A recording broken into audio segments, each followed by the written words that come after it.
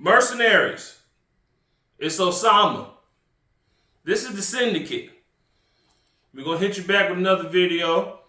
So today's video is going to be about duty pistols. So everybody, I hope everybody has a duty pistol. Their main go-to pistol, whether it's home defense, defense out in public, self-defense in public, grocery store, gas station, not too many sporting events, things of that let you carry, but duty pistols. Those who do security or those who are military law enforcement, it might be a little different standard because we know y'all all have to have a duty pistol, but more for like security, your everyday Joe. What is your duty carry? So for me, I would consider the top 3 guns for duty carry. Well, I would go for brands, and then we can all decide, what we consider the best brand, or I wouldn't even say the best because everybody likes what they like. Just like cars, you got people who drive Ford but hate Chevy, drive Chevy, hate Ford. People who only drive Dodge and hate Chevy and Ford. Or you got, just so many different options out here. Everybody has their preference. But the top 3 manufacturers are Glock, Smith&Wesson, Springfield. I say that when it comes to duty pistols. Things that have a proven track record. So, I carry Glock 19, 20, 21, 22, 29, 33. I had the 48. It was a nice little gun. I would have done the shield magazine upgrade to increase from 10 to 15 rounds, which is a must. And I got my cup here just to keep my beak wet. But going into Smith&Wesson, you have the M&P, which is the military and police line, which is a fantastic line. Probably the only line that they really do now for duty guns that I can say off the top of my hand. I don't think they have any other line that does that now. And Springfield with the XD, XDM, XD Mod 2, XD Elite. So the extreme duty line is their line for duty pistols. Now, I've owned all 3. I've owned the Smith&Wesson M&P 9 and the Smith&Wesson M&P 40, both full size. Excellent guns. They were police trade-ins that I got. And like I say, police trade-ins are a good buy if you want to buy used but don't want to necessarily spend too much money, because you get some of these police trade-ins at a good deal. So it's a spot down from my house, about 30-minute drive, called Ed's Public Safety in Stockbridge, Georgia. And they are the largest Glock dealer in the Southeast. And what I mean by that is that they sell regular Glock, blue label Glock, and police trade-in Glocks.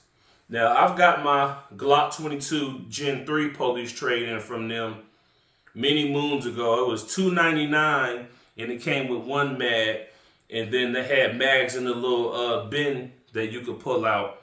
I pulled some that was in the Clinton era ban time that had, law enforcement, military use only. Those are really nostalgia for me. But pick those up. And like I say, for $330 out the door, tax and all of that, you couldn't beat that with a stick. Now, the thing about police trade-ins is that sometimes you might luck up and get a gun that was never issued. I've seen that before. A gun looks brand new, just don't have a case. And depending on what generation Glock, and I will say that for the Glock because the Smith&Wesson and M&P also have them as they were coming in to compete with the Glock. Do like the different interchangeable back straps? If you wanted a medium or larger back strap, you could change those out. And that came around when the Gen 4 Glocks came out. So that's when the XD started adding that with the XDM line, and Smith&Wesson M&P did that with their line. So you also will get some that are just have holster wear. They only shot for qualifications once a year, and they were probably a pencil pusher or someone, who just did work in the county jail or the police precinct, just working at the front desk, being a receptionist or whatnot. So there are always different types of luck involved coming with police trade-ins. Sometimes you might get one that has been to hell and back, but at least you know that it works because it's still there for sale. And going along with the Smith&Wessons, most of the time when I've seen them for police trade-ins for sale, they usually came with the case and the back straps. Not saying always, but more likely they did. And it's not really police departments that I've seen carry the Springfield XDs. I think with certain law enforcement agencies, they either let you choose from the options that they have, or whoever they have the contract with, that's who you go with. So I know, like, with my job, when the officers carry, everybody carries 9mm. Now, the thing about it is, you got some people who shoot Glock 17s, and some people shooting Glock 19s. Now, I guess the idea behind that would be that if someone needs a mag, you can, toss them a extra mag in your mag pouch and, get back in the game. But the thing about it is, if you're 17 trying to load a 19, it ain't going to work because the mag ain't going to reach the mag catch. So you got things like that you have to worry about, but they keep everybody caliber consistent. Now, I've seen used deals on Springfield XD9s. I've seen them as cheap as $279, $299, and it came with one mag, sometimes two mags. And sometimes you might luck up and get it to where it comes in the case, but the goodies, with the holster, the little flimsy little paddle holster with the regular retention, the mag pouch holder that holds two mags. I know when I got my carry license way back when, that was my everyday carry, the Springfield XDM 40 caliber with the 3.8-inch barrel. Real nice, accurate pistol with the short barrel. Real nice pistol. It's still my duty gun, more for home defense now because I carry other things now. I'm more into pocket carry now. It's about being incognito when you're out and about. The thing with open carry was good at first, but now after being in the game as long as you have and picking up on tools of the trade and tips and tricks, you learn that if someone's going to do something and they see that you're in there, you'll be the first one to get subdued, when it's time to dance. So I like to stay incognito and let people just stay on their toes and not know who has something. So I'll throw in Glock 33, Glock 29, Taurus G2C, Taurus G3C, anything along that line. But I've really been in tune to carrying just the Taurus because I get them for $200, and I'd rather the police confiscate that and hold that for months to a year in evidence locker than for me to give them a $600 Glock. You know what I'm saying? So yeah, duty guns. I think everybody should have one.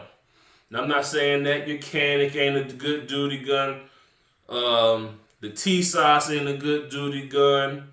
Or the Zagna, whatever you call it. Those little cheaper Turkish clone copies.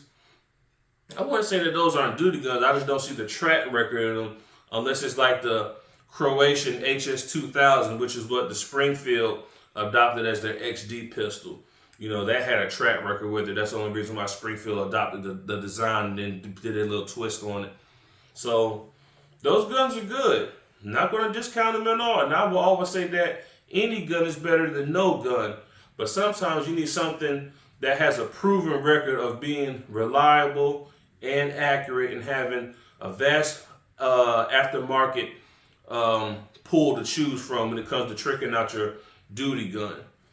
So, if you ask me, I would say if you have a real duty gun or any gun that you're going to carry for self-defense, you should have a minimum of 5 magazines.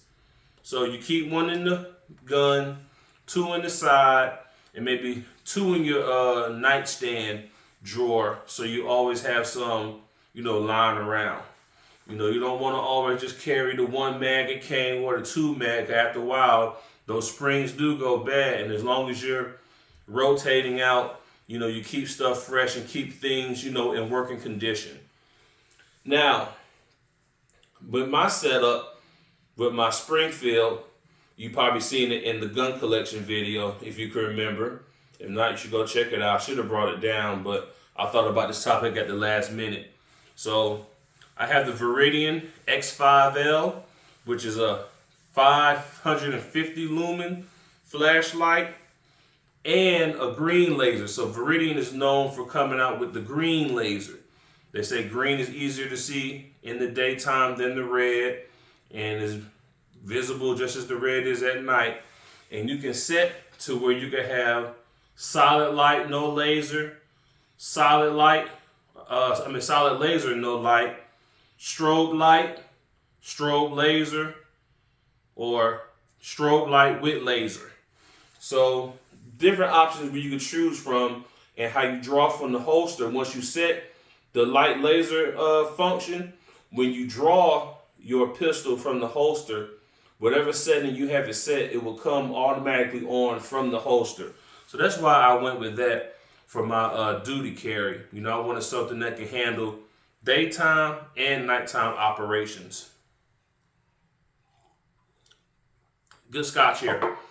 Anyway, like I say, 40 Smith&Wesson was my go-to caliber, but I think now over time I just converted to 9mm since it's cheaper and easier to find. Not saying that I'm not still sitting on any 40 ammo. I'm sitting on a lot of self-defense ammo for 40, but with ammo still being pretty high, you know, you want to save the good stuff for when you need it. But you also need to train with your ammo also. A lot of people just go to the store, get range ammo, load it in their magazines, and that's what they're shooting. But I wouldn't recommend that. Find you a load that your gun likes and what you shoot best, and that's what you train with.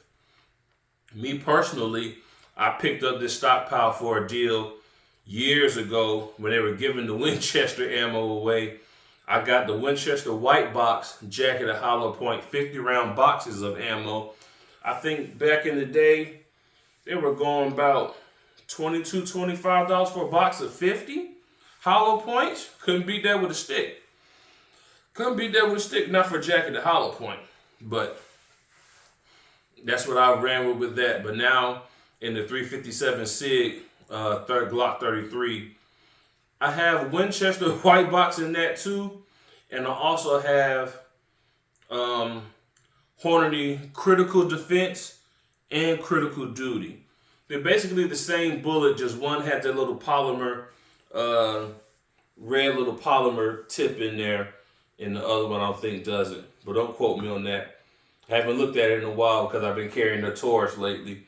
Now in the Taurus, I just put whatever I feel like putting in there because he usually feeds everything and shoots a little bit consistent like the Glock with the loads that I've been running. But you know, to each his own. So with the duty pistols, you should at least, I say, keep one. Now, I'd like to know what's your feedback. What duty pistol or what pistol do you call your duty pistol? Let me know in the comment section below what is your choice and what's your setup. And I came up with another idea, mercenaries, that I'm going to do for probably the next video when they finally come home out of jail, when we bail them out, or when they serve their time, get time served, is I'm going to do a suppressor collection video. Don't see many people doing that on YouTube. Everybody has a gun collection, but not a suppressor collection. So hopefully that'll help me stand out from the rest of the guys out here, and hopefully drag in more viewers. Other than that, mercenaries, I don't think I have anything. But stay tuned, stay informed, stay armed, stay legal, stay dangerous. Osama, out.